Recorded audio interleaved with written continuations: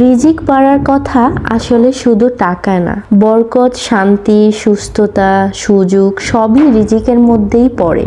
যে 4টা কাজ করলে আল্লাহ রিজিকে বরকত দেন।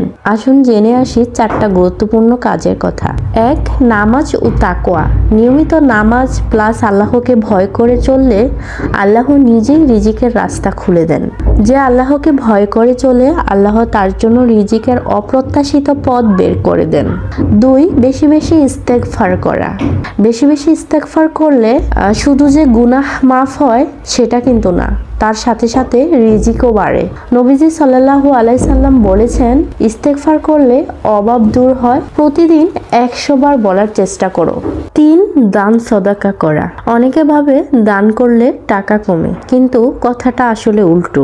আপনার যে সম্পদ আছে অথবা আপনার তৌফিক অনুযায়ী দান করলে আল্লাহ কয়েক গুণ বাড়িয়ে দেন আপনার সম্পদের পরিমাণ। ছোট হলেও আপনি 5 টাকা, 10 টাকা, খাবার, সাহায্য যেটা পারেন দেন, কিন্তু খালি হাতে ফিরাবেন না। 4. আত্মীয়তার সম্পর্ক ভালো রাখা। মা বাবা, ভাই বোন, আত্মীয়দের সাথে সম্পর্ক ঠিক রাখলে আয়ু প্লাস রিজিক দুইটাই বাড়ে।